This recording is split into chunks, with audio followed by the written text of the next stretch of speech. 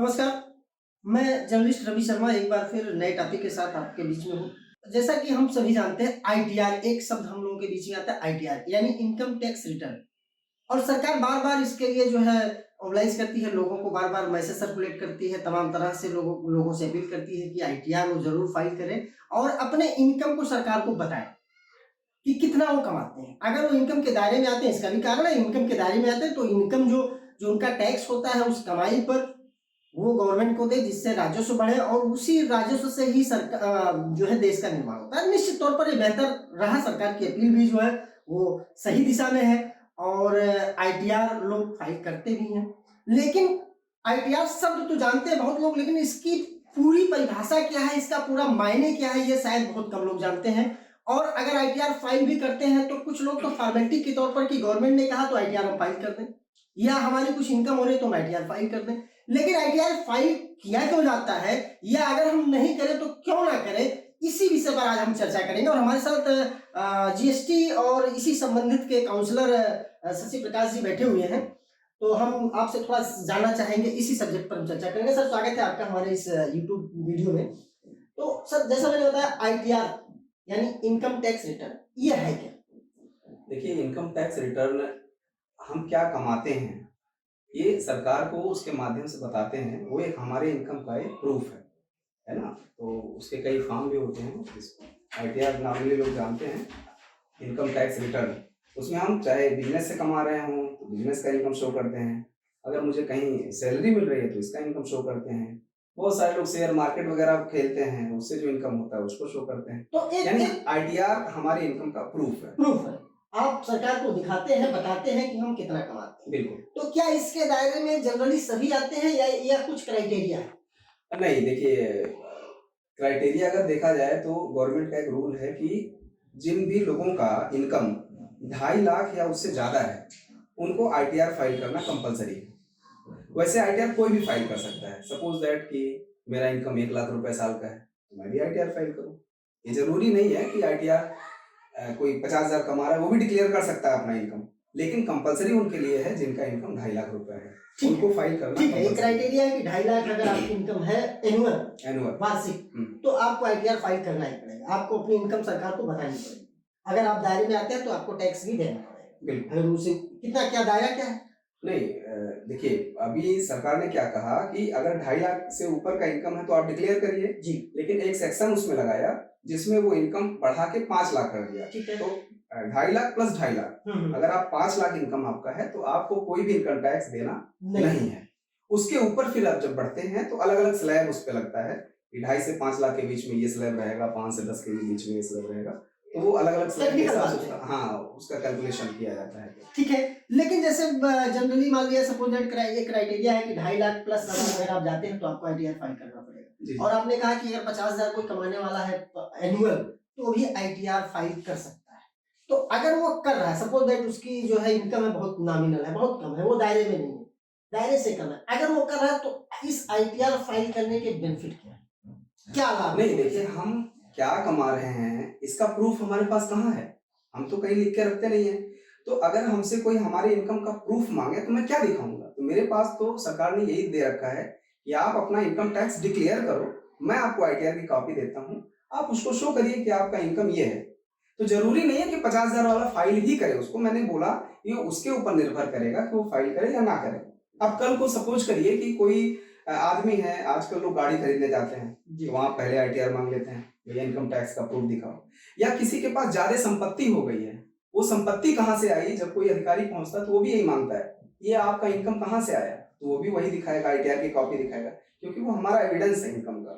लेकिन अगर देखा जाए तो हमने भी, ये आप भी फील करते होंगे और तमाम लोग जो हमारे दर्शक हैं जो देख रहे हैं उनको भी ये जानकारी होती होगी कि अगर बैंक में जाते हैं छोटा मोटा लोन भी लेने के लिए, अपने व्यवसाय को कहीं स्टार्टअप करने के लिए या उसको जो कर रहे हैं उसको थोड़ा सा बड़ा करने के लिए, तो वाकई जैसा आपने बताया आईटीआर, बैंक बैंक के लोग जो कर्मचारी होते हैं, जो मैनेजर होता है, वो भी पहले आईटीआर ही मांगता है।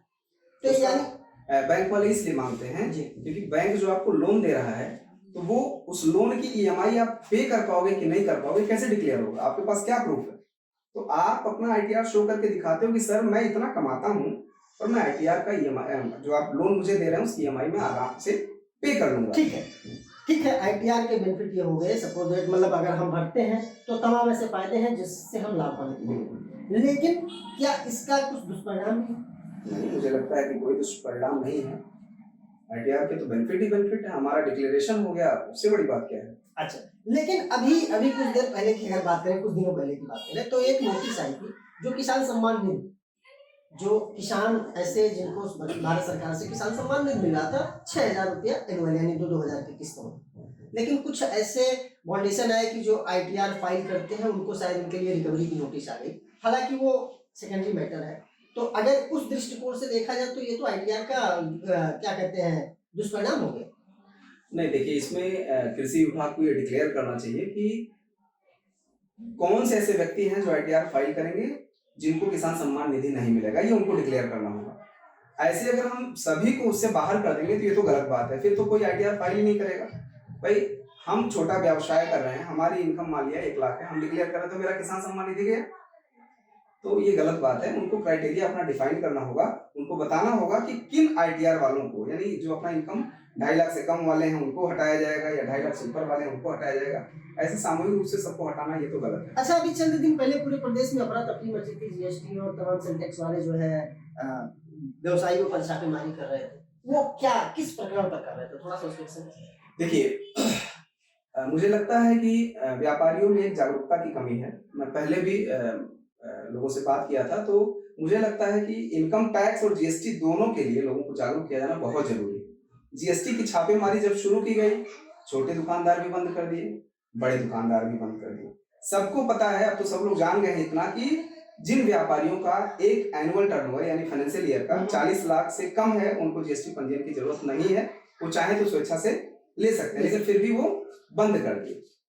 मुझे लगता है कि लोगों के मन में यह है कि हम कहाँ से माल लाएं, कहाँ से माल ना लाएं, कैसे बेचें कैसे ना बेचें, इन सब का उनके पास मुझे लगता है कि नॉलेज नहीं है और इनको जानकारी देना भी बहुत जरूरी है। मुझे लगता है डिपार्टमेंट को यहाँ एक छोटा सा मेरा प्रश्न मैं आपको रोकूंगा। आपने कहा जिसका एनुअल फाइनेंशियल ईयर में 40 लाख का टर्नओवर नहीं है वो नहीं है, ना चाहे तो ना जीएसटी है, लेकिन अगर जैसे आपने बताया टर्नओवर 40 लाख का है, उसमें अगर उनका 10 लाख का बेनिफिट हो रहा है तो नहीं। देखिए बेनिफिट का मतलब वो हमारा 40 लाख का टर्नओवर है, मेरा 40 लाख का ही बेनिफिट हो रहा है, उससे जीएसटी का कोई मतलब नहीं है, वो तो इनकम टैक्स का फिर मैटर आ जाएगा। तो अगर वो जीएसटी नहीं ले रहा है तो गवर्नमेंट के नजरों में कैसे रहेगा कि वो दुकानदार है कि नहीं? नहीं, उसके पास तो कई सारे विकल्प हैं। गवर्नमेंट के नजर में दुकानदार बनने के लिए तो और भी माध्यम है, वो जरूरी थोड़ी कि जीएसटी ले, वो तो चाहे उद्यम का रजिस्ट्रेशन भी ले सकता है, उससे डिक्लेयर हो जाएगा कहाँ उसका दुकान है, एस्टेब्लिश है।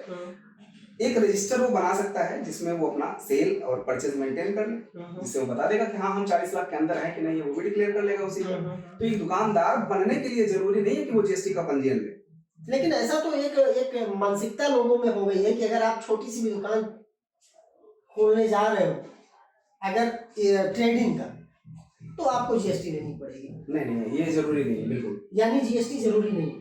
जिनका वार्षिक टर्नओवर यानी फाइनेंशियल ईयर का टर्नओवर 40 लाख से कम है उनको जरूरी नहीं है, स्वेच्छा से चाहे वो ले सकते हैं। मेरा टर्नओवर 1 लाख है साल का, मैं भी ले सकता हूं। लेकिन तमाम ऐसे कभी जिला पंचायत वाले, कभी सेल टैक्स वाले घूमते रहते हैं, ऐसा वाकया आया है, उदाहरण ऐसे आपको मिल जाएंगे कि घूमते रहते हैं फील्ड में, अगर कहीं कोई जीएसटी नंबर नहीं है, कोई दुकान का पंजीयन नहीं है तो हमको परेशान करते हैं, आपने पंजीयन क्यों नहीं करा? देखिए सर, मेरी जानकारी में तो अभी तक ऐसा कोई आया नहीं मामला कि एक छोटा व्यापारी हो और जिसको पंजीयन के लिए परेशान किया गया हो, जिसकी टर्नओवर बहुत कम हो। जिला पंचायत का क्या मसला है? वो लोकल टैक्स है, अब जिला पंचायत को फिलहाल उनका अपना मैटर है, वो लोकल टैक्स वसूलते हैं। वो भी तो पंजीयन करवाते हैं। हाँ बिल्कुल, वो भी पंजीयन करवाते हैं। तो क्यों करवाते हैं? अगर वो उस दायरे में नहीं, एक छोटा सा व्यवसायी जो धागा बटन बेच रहा हो और उसकी दुकान में मात्र 50,000 के माल मटेरियल, तो कितना कमाएगा? कितना टर्नओवर उसका साल का होगा? उसको भी जिला पंचायत वाले अगर परेशान करते हो तो आप इसको क्या कहेंगे? देखिए जिला पंचायत के रूल्स मुझे बहुत ज्यादा पता नहीं है, बस इतना पता है कि वो लोकल टैक्स बॉडी है और वो अपना जो सर्विस देती है उसके माध्यम से जो लोगों को सुविधाएं मिलती है उसी के बेस पर वो टैक्स ये अपनी वसूली करता है। फिलहाल मेरे हिसाब से तो ये होना नहीं चाहिए, लेकिन वो यानी कहीं ना कहीं जागरूकता की कमी है। हाँ। और इसी का लाभ लोग उठाते हैं। बिल्कुल, सिस्टम के नाम पर जागरूकता की कमी है हम लोगों में, जो व्यापारी है या आम जनमानस है, उसमें जागरूकता कमी है, इसलिए सिस्टम के नाम पर तमाम लोग अनधिकृत लाभ उठा रहे हैं और लोगों को परेशान कर रहे हैं या बरगला रहे हैं, ऐसा कह सकते हैं। बिल्कुल कह सकते हैं आप, अगर ऐसा मामला आ रहा है तो बिल्कुल आप कह सकते हैं। अच्छा, एक सवाल मेरा और है, पैन कार्ड और आधार कार्ड सबको है, लेकिन वो एक दूसरे से लिंकअप कैसे करें, ये कौन सी प्रक्रिया है? देखिए, जो ये तो समस्या है लोगों में, जो लोग शिक्षित हैं वो तो कर लेंगे नो डाउट, लेकिन ऐसा कोई गवर्नमेंट का प्लेटफॉर्म नहीं है जहाँ पे जो अशिक्षित लोग हैं वो अपना जाएं और आधार पैन लिंक करवाएं। ये तो मामला है, बट फील्ड में बहुत सारे लोग काम कर रहे हैं जो इस चीज़ को जानते हैं। आजकल तो गाँव में सीएससी भी हो गई है, तो मुझे लगता है कि उसके माध्यम से भी वो अपना आधार पैन लिंक करवा सकते हैं। 1000 रुपये का चालान है उसका, वो चालान पे करें और 31 मार्च 2023 के पहले वो अपना आधार पैन लिंक करवाएं। अब जो पैन कार्ड बन रहा है कुछ दिनों से, वो बिना आधार कार्ड के बन ही नहीं रहा है। ठीक है, यानी आधार कार्ड एक आवश्यक दस्तावेज के रूप में उसमें रखना ही रखना है। तो अब इधर जो बनेगा उसको तो लिंक करने की जरूरत नहीं, अच्छा, ऑलरेडी लिंक होके आएगा वो। ठीक है, पर जो पुराने हैं उनको लिंक करवाना कंपलसरी है, नहीं तो वो तो इनवैलिड हो जाएंगे। और इनवैलिड होने के बहुत सारे नुकसान भी हैं, जैसे आप बैंक में लेन देन नहीं कर पाओगे। आप अगर कोई म्यूचुअल फंड लेकर के बैठे हो तो पूरा पैसा आपका फंस जाएगा। आप शेयर मार्केट में हो मान लिया, वो भी पैसा फंस जाएगा क्योंकि आप इनवैलिड हो जाएगा आपका पैन कार्ड। तो जिनका लिंक नहीं उनको लिंक तो कहीं ना कहीं से उनको करवाना ही पड़ेगा। शिक्षित हैं तो खुद कर सकते हैं और नहीं तो किसी के माध्यम से वो करवाएं उसको। अगर सपोज दैट इनवैलिड हो गया किसी का पैन कार्ड, इनवैलिड हो गया और उसके बाद उसका जो है लेन देन हो गया, ऑपरेटिंग खाते का बंद हो गया, फिर उसके बाद वो क्या करें, कैसे होगा? देखिए, इसके बाद क्या गाइडलाइन आती है अच्छा, तो देखा जाएगा, बट गवर्नमेंट की बहुत पहले से गाइडलाइन ये चल रही थी कि अगर किसी का डबल पैन कार्ड है तो उसको 10,000 रुपए की पेनल्टी आएगी। तो अब देखिए इनवैलिड के क्या नियम आते हैं उस टाइम पे, फिर उसको देखा जाएगा।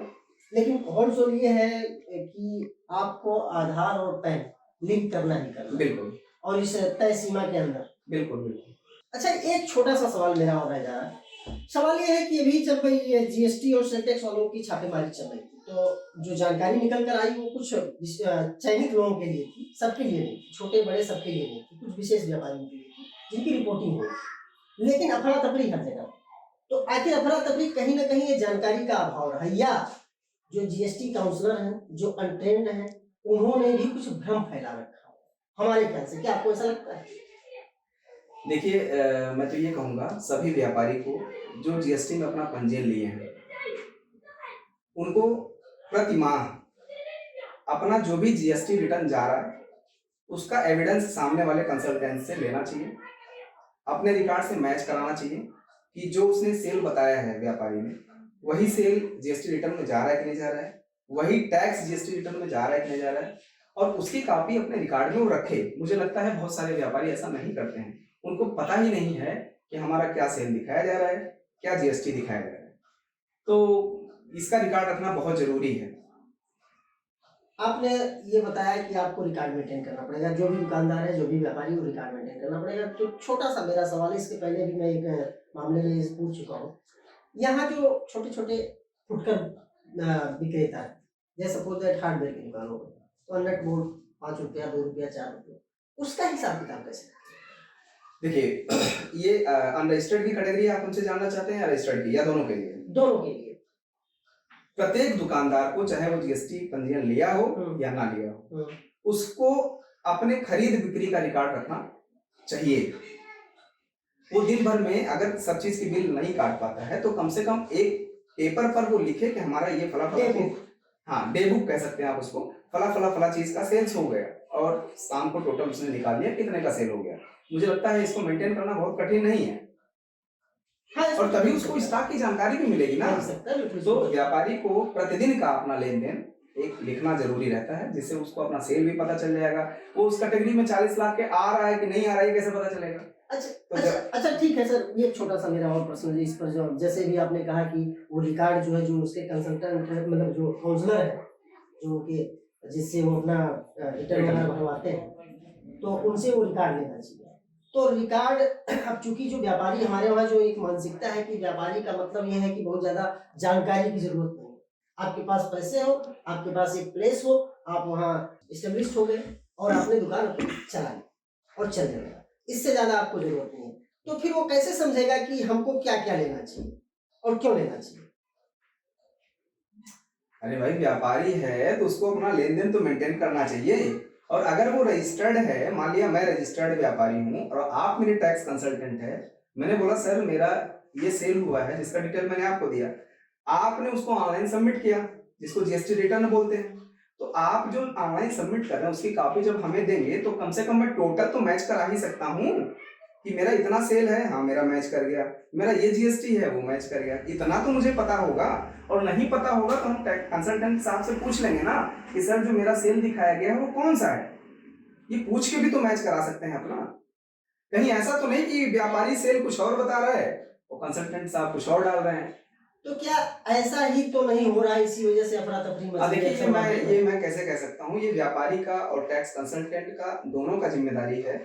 व्यापारी जो कह रहा है, जो उसका वास्तविक सेल है वही रिटर्न में जा रहा है कि नहीं जा रहा है, ये दोनों लोग ही प्रूव कर सकते हैं। लेकिन अगर इस बीच में जो अभी समय गुजरा है, जो पूरा छापेमारी का दौर चला है, जिसमें सभी लॉकडाउन की स्थिति, एक तरह से समझ लीजिए भारत बंद की स्थिति थी, ऐसी स्थिति अगर देखा जाए तो जाहिर सी बात है व्यापारी अपने लेन देन का हिसाब नहीं रखता, तो उसके जो टैक्स कंसल्टेंट है उसको हिसाब कैसे दिया होगा?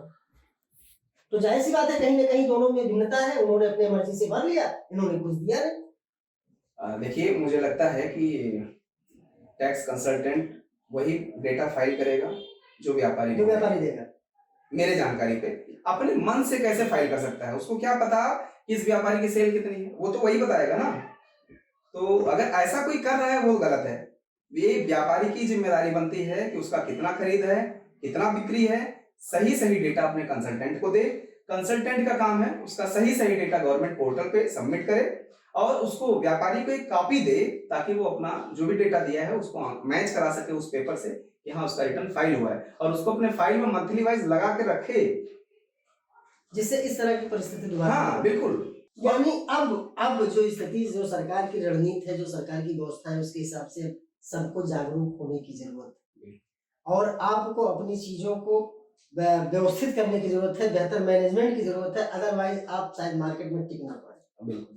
या उसका हर्जाना आपको करना बिल्कुल। आपके कहने का मतलब ये है। बिल्कुल बिल्कुल। अब जैसे इनकम टैक्स की भी आपने बात किया, तो इनकम टैक्स में भी भाई हमारे पास अगर कोई आता है बोलता है इनकम टैक्स फाइल करवाना है, तो हमको तो एक ओवरव्यू उसका लेना पड़ेगा ना, वो क्या करता है, वो साल में कितना टर्नओवर करता है, वो साल में कितना इनकम कमा लेता है उस टर्नओवर पे, उसी के बिहाफ पे इनकम टैक्स रिटर्न फाइल होगा। As it is GST return भी वही है, वो आएगा, वो अपना सेल बताएगा, वो अपना परचेस बताएगा, वही डेटा सेम सेम चला जाएगा और उसका रिकॉर्ड तो उसको ही रखना पड़ेगा भाई। और अगर ऐसा होता है कि जो मैंने बताया वो आपने अपने फिट कर दिया, सबमिट कर दिया, तो अगर दोनों डेटा मैच होते हैं तो फिर हमको दुकान बंद करने की जरूरत नहीं। बिल्कुल नहीं जरूरत है। अगर हम सब कुछ सही सही कर रहे हैं, मेरा रिटर्न दाखिल प्रॉपर हो रहा है, टाइम पे हो रहा है, मेरी टैक्स की जो लायबिलिटी आ रही है वो भी मैं पे कर रहा हूँ, उसका चालान भी अपने रिकॉर्ड में रखता हूँ, तो मुझे लगता है कि बंद करने की कोई जरूरत नहीं है। जो अफरा तफरी रही ये तो सरासर जो है एक तरह से। बिल्कुल, मुझे लगता है कि कोई अधिकारी किसी भी दुकानदार को परेशान नहीं किया, वो उनके पास जो भी इंटेलिजेंस टीम द्वारा उनको सूचना मिला था उनके पास वो गए, एक सर्वे के रूप में गए और उनका उन्होंने डेटा वगैरह चेक किया, उनको जो भी कमियां या मिली होंगी, लेकिन छोटे दुकानदार को इसमें कोई परेशान नहीं किया गया है। तो मुझे लगता है, लेकिन इससे एक सीख मिली है कि सभी दुकानदार को अपना सेल परचेज दोनों मेंटेन करके रखना है, चाहे वो पंजीयन में हो और चाहे ना हो। चलिए बहुत बहुत धन्यवाद। आप थे सत्य प्रकाश जी और आप एक जो है जीएसटी काउंसलर के तौर पर काम कर रहे हैं और कई जो है व्यापारियों को जो है सर्विस दे रहे हैं और आपने बहुत अच्छी जानकारी दी, कई प्रकार की जानकारी दी। पहले तो आईटीआर की जानकारी दी, फिर आपने जो है पैन कार्ड के विषय में बहुत अच्छी जानकारी दी, पंजीयन के विषय में जानकारी दी और शायद ये जानकारी हमारे तमाम ऐसे व्यापारी वर्ग और आम जनमानस के लिए बहुत ही फायदेमंद हो सकता है। तो मैं उम्मीद करता हूं कि हमारी जो बातचीत हुई उससे आपको कुछ जरूर अच्छा मिला होगा और यदि उस क्राइटेरिया में आप आते हैं तो जो भी सरकार की गाइडलाइन है उसको पालन जरूर करना चाहिए। अदरवाइज जो आज इसके पहले कुछ चंद दिन पहले हम लोगों ने जो स्थिति देखी है वो स्थिति दोबारा भी हो सकती है, उससे बदतर भी हो सकती है और उसके परिणाम भी हम और आपको भुगतने पड़ सकते हैं। इसलिए हम तो ये कहेंगे कि जागरूक बनिए और सुरक्षित रहिए। बस आज के लिए इतना ही। नमस्कार, धन्यवाद।